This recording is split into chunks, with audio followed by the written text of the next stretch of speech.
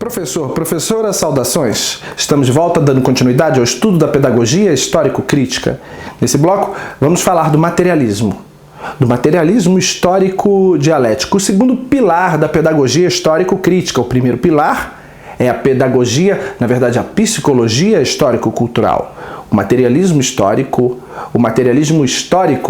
dialético nada mais é do que a doutrina filosófica preconizada por Karl Marx no século passado, que diz que não é de dentro para fora que ocorrem as mudanças, não é a nossa ideologia, não é a nossa forma de pensar, não é como nós idealizamos, não é como nós pensamos, não é como nós agimos que a sociedade se molda, mas é a sociedade moldada, materialmente moldada através de seus meios de produção, que determina como nós pensamos, como nós agimos, como nós vivemos, no que devemos acreditar e no que devemos não acreditar. Karl Marx dizia que a história da própria sociedade humana até os nossos dias é a história da luta de classes. Sim, da luta de classes dominantes, que detêm o poder e sabem que detêm o poder, ou que detêm o poder e não sabem que detêm o poder.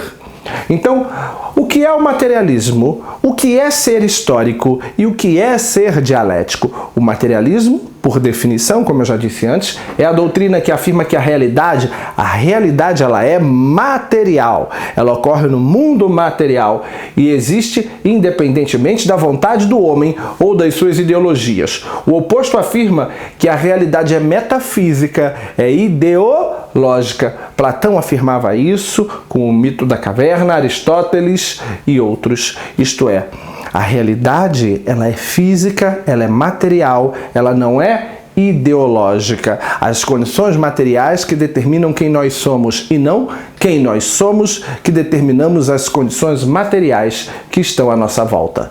O dialético, materialismo histórico dialético. O que é a questão do dialético? O dialético, nós já vamos ver primeiro o histórico, que está intermediário entre materialismo e dialético. Histórico afirma que a realidade natural é diferente da realidade histórica. A realidade natural, ela existe independentemente da ação do homem. Tem a ver com a natureza, tem a ver com a geografia. Isso independe da ação do homem. Mas a realidade histórica do homem depende, sim, principalmente dos nossos modos de produção, da forma como nós produzimos bens e serviços. É a forma como nós, seres humanos, produzimos os nossos bens e produzimos os nossos serviços que determinam os diferentes cursos da história. Quando nós mudamos a nossa forma de produção de bens, mudamos a nossa própria história e mudamos a nossa própria existência. Você vai perceber isso daqui a alguns minutos, quando estivermos aprofundando nos conceitos. E o dialético, que você já conhece o sentido da palavra dialético. A realidade é dialética, isto é, ela implica numa relação entre o meio, entre o ambiente físico e o ambiente social, e o sujeito que nela vive. Ambas as partes gerando influências mútuas e sucessivas entre si. Isto é, o ambiente influencia a existência do sujeito e o sujeito influencia a existência do ambiente.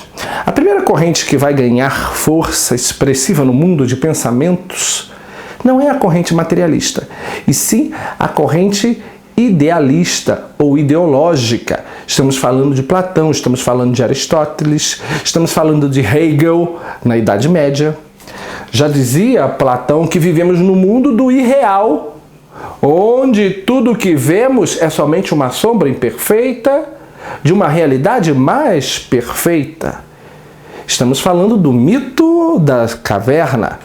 Para um indivíduo que tem uma visão platônica do mundo, uma visão idealista, uma visão às vezes romântica, apaixonada, ele pode estar olhando para um deserto e realmente ali existir um deserto, mas ao olhar o deserto como a visão dele é idealista, parte do que ele sente para a realidade, ele, apesar de estar no deserto, ele poderá estar vendo uma bela cidade. Ele poderá estar idealizando que aquilo é uma maravilha. A condição em que ele vive, que na verdade é um deserto, é uma maravilha, é uma grande cidade, é uma coisa fora de série. Observe, por exemplo, que pessoas que têm uma zona de conforto muito baixa, vivem na pobreza, mas se tem arroz, se tem feijão, se tem pão, se tem TV com gato de internet, com gato de TV a cabo, eles já estão felizes. Eles estão no deserto, uma baixíssima zona de conforto, falta muita coisa, mas se tem arroz, se tem feijão, se tem pão, se tem televisão com gato net, essa gente já se sente rica, maravilhosa. Essa pessoa vive iludida num mundo de ilusão, porque ela acha que está vivendo com uma grande quantidade de conforto e no fundo não está. Platão dá essa visão ideológica, essa é a ideia, mas não é assim que devemos viver, não é dessa forma. A realidade do materialismo é justamente uma corrente não oposta, mas uma corrente mais concreta, mais realista. Karl Marx e Engels propunham ver o mundo como o mundo realmente é, não de uma forma pessimista, essa não é a ideia. Não é ver uma coisa e ver ela de forma pior do que ela é, mas ver a coisa como ela realmente é. Dentro do filme Matrix, você encontra justamente as duas figurações. A ideologia de Platão, camuflada no mito da caverna. Quem vivia na Matrix, vivia dentro da caverna. O que Morfeu oferece a Neo no filme Matrix, 1999, nada mais é do que a proposta do materialismo histórico-dialético. Morfeu ofereceu para Neo a pílula vermelha. A pílula vermelha era capaz de mostrar a profundidade da toca do coelho. Isso é mostrar que o mundo em que Neo vivia era um mundo de sonhos, um mundo de ilusão, um mundo idealizado, que o mundo real, o mundo material era outra coisa. Se ele optasse pela pílula vermelha, ele sairia da visão idealista de mundo e entraria na visão materialista. Não optando pela pílula azul, Neo dormiria e acordaria no seu apartamento e continuaria com a sua vida perfeita, achando que o mundo é aquilo, aquela ilusão, aquela enganação. O materialismo não diz que esse mundo real vai ser melhor ou pior. Não, só diz que vai mostrar a verdade. O mundo real pode ser, de fato, pior, como foi no caso do filme Matrix. O mundo das ilusões era muito melhor do que o mundo real. Dentro do mito da caverna, o mito originário da caverna, quando você vive no mundo de ilusão, o mundo de ilusão é a caverna. O mundo de ilusão é a caverna e o mundo real é melhor do que o mundo ilusório, que é o mundo fora da caverna. É muito mais rico, é muito mais amplo. Mas no filme Matrix, o mundo real era pior do que, de fato, o mundo ilusório. O mundo ilusório era muito bom. O materialismo propõe não mostrar algo pior ou melhor. Propõe a pílula vermelha, propõe mostrar o mundo como ele realmente é. Independente de ser melhor ou pior, dar a você as noções, na verdade a nítida noção de como o mundo é e como as coisas funcionam. Marx dizia que a classe trabalhadora tem que aprender que o seu poder não está necessariamente na força do voto. O povo acha até hoje que o poder está na mão deles, no voto, na urna. Mas não é necessariamente na urna e no voto que, segundo Marx, está o seu poder, mas na capacidade de parar a produção. Porque se paramos a produção, se paramos de trabalhar, se paramos de vender nossa força de trabalho, dizia Marx, nós podemos assim nos apoderar dos bens de produção. E fazendo isso, podemos mudar a nossa própria história, porque a história do homem é a história de como ele produz seus bens. Temos aqui uma pessoa que era extremamente materialista, uma pessoa que era muito sonhadora, mas que era extremamente materialista.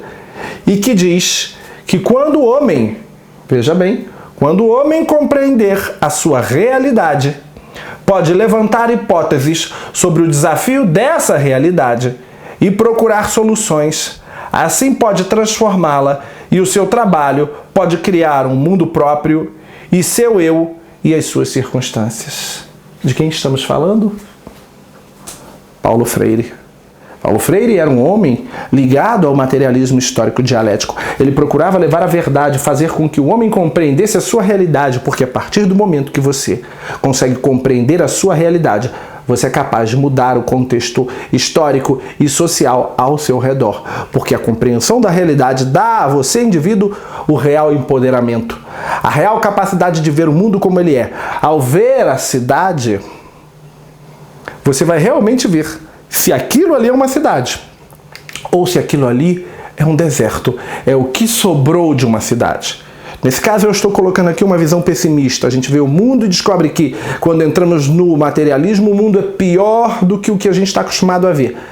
Mas essa não é necessariamente a ideia materialista. A gente se propõe no materialismo a ver o mundo como ele é. Ele poderá ser pior ou melhor do que a ilusão da primeira visão que nós temos. Quando você vai para o McDonald's, vou no McDonald's, vou pedir um Big Mac. É isso aqui que você idealiza. Isso é a visão platônica. Isso é o idealismo. Isso é Platão, é Aristóteles, é Hegel. Vou comer um Big Mac. É essa a imagem que vem na sua mente. Idealismo. E aí chega o seu Big Mac para você. Olha o que chegou. Isso é materialismo. Essa é a ideia do materialismo. É isso que você pensa, esse idealismo. Você pensa que é uma coisa, mas na verdade é outra. A menina arranja um namorado, vai levar o namorado para apresentar aos pais. Ela está apaixonada, ela tem aquela visão platônica daquele indivíduo. Tudo que ele faz é lindo e maravilhoso. Até os vícios dele são charmosos, são bonitinhos.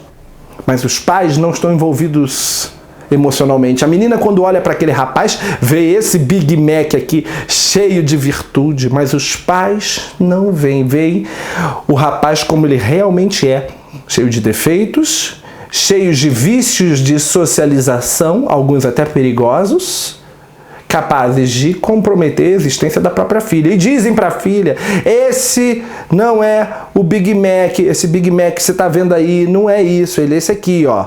Mas a menina está apaixonada, tem aquela visão platônica e acaba comprando esse sanduíche e levando esse.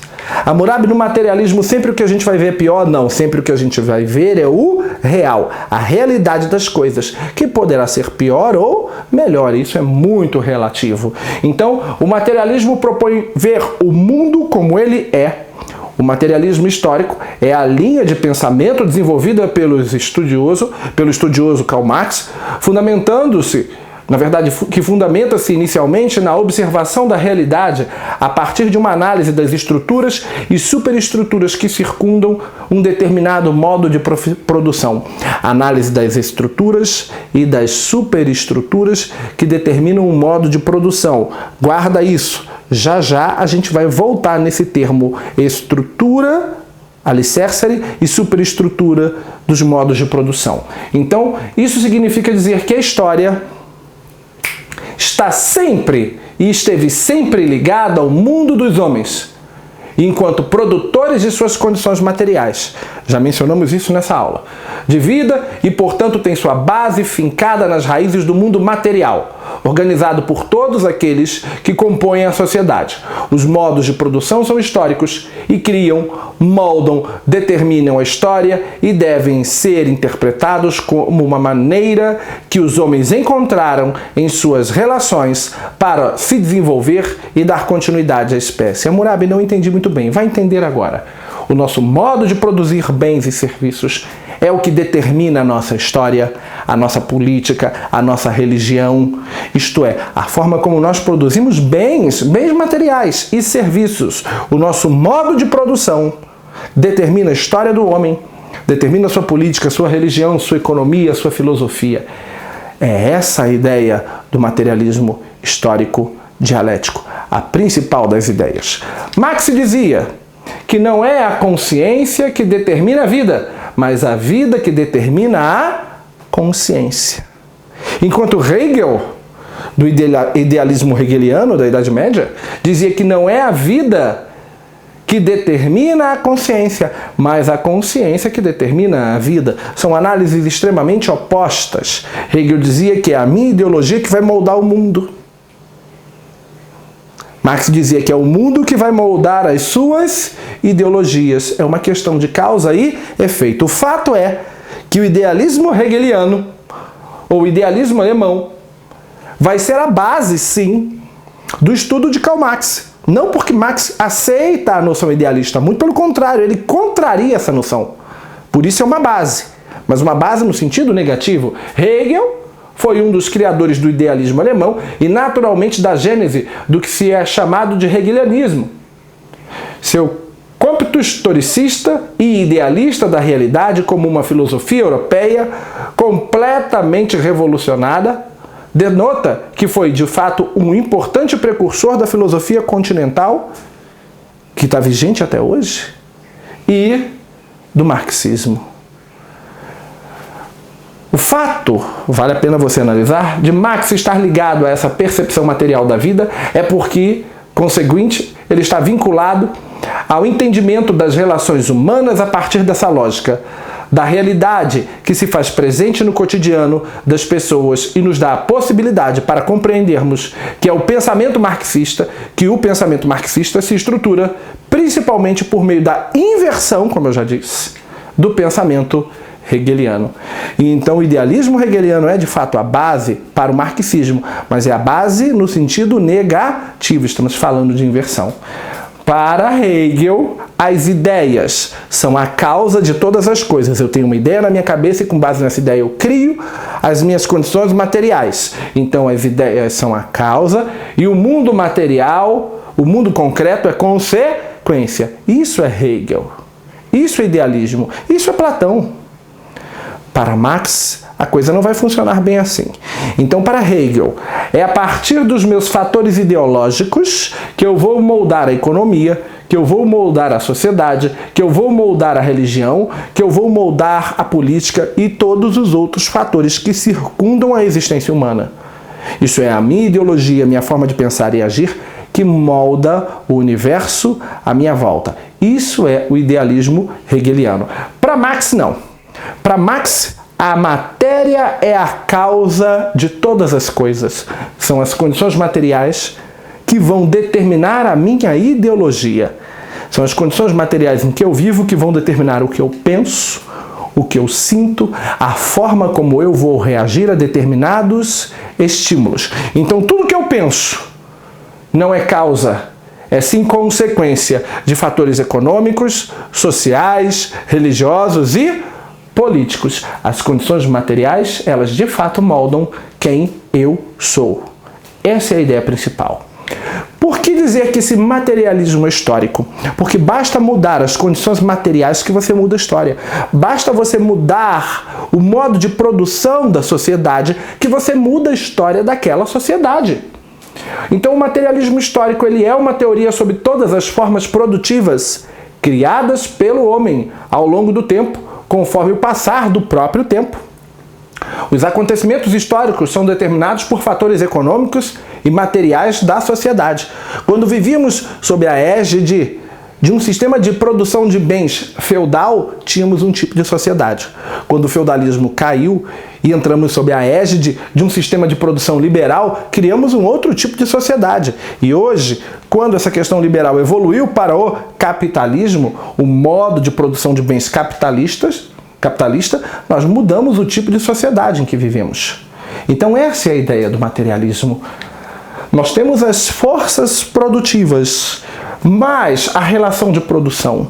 As forças produtivas mais a relação de produção, ela é igual à produção social de bens. É essa produção social de bens, a forma como nós produzimos os bens na sociedade, que determina que tipo de sociedade nós somos. Vamos aprofundar um pouco mais. Observe, o que são forças produtivas? O que é a relação de produção?